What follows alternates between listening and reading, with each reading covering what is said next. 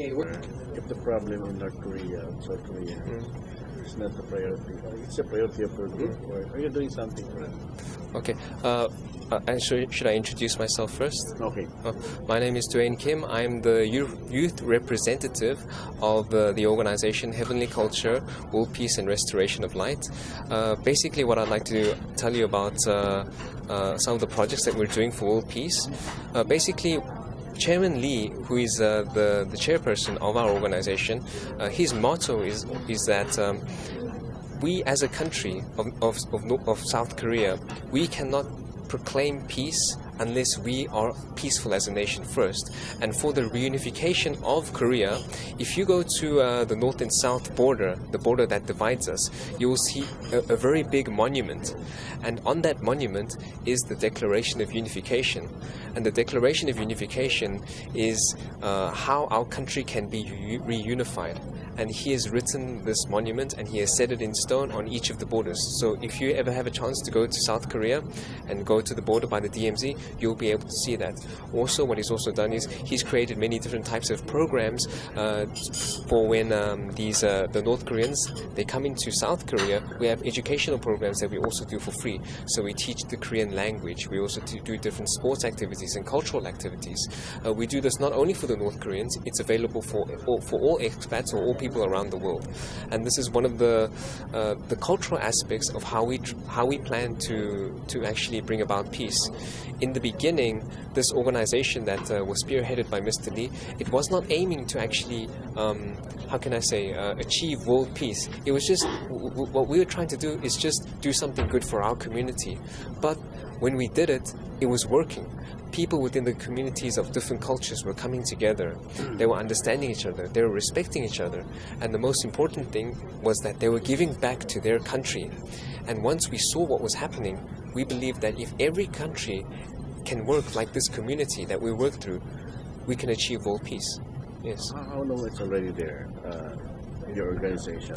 Our organization, already 20 years. It's been around for about 10 years at the moment, sir. Yes, but Mr. Lee has been working his whole life, even after his time as a war veteran. He's been working his whole life. And how can you assess now that there's so many wars in different parts of the world? So at the moment, meaning that you're yes, not achieving something? At the moment, he has met about 8 different presidents around the world and head of states.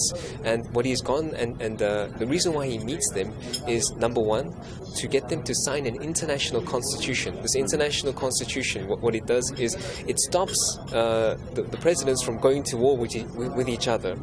And the second reason why he goes to visit each of the countries and why he's moving the youth is that when a country goes to war, it's not the presidents and the government officials or the ministers, they don't go to war, it's the youth.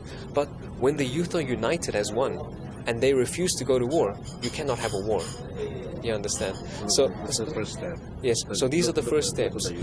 But the absolute first step would be to change the mindset and the heart. The mindset. Once you have the heart and the mindset, you know, it doesn't matter whether it's a political problem that you have in your country, an economical problem, a problem of discrimination. If you have the heart to change it and you have more people who are involved in that, we can find a solution.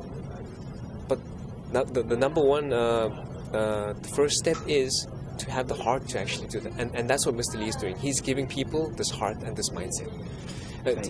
I'd just like to say, do you know how old he is, the chairman? Yeah, if you don't mind.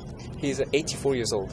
And just for an 84-year-old man to travel to the Philippines on a plane it's tiring, it's tough on your body. But he does it because he has a goal to make a change.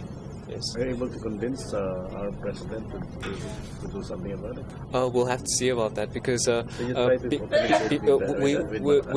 we're in good contact with the Balitaan Palace. Unfortunately, we were supposed to come in early February. Unfortunately, because of election time, the president was so busy. So this time his schedule is a bit more freed up. I understand there are a few political situations. He's just returned from his trip from Myanmar, and so the personal secretary is trying to get us squeeze us in there, and we hope that it's going to be a successful meeting because even within the Philippines, I don't want to say your country has many problems. What I would like to say is the Philippines, like any other country around the world, they need people to come together. Because what country in the world does not have any problems? Yeah. We need to fix those. Yeah. Thank you. Do you Kim? Yeah, Kim. Yes. Okay, what's your first name? What's your nickname? Kim. Yes. I can write down, please. Write my very nice.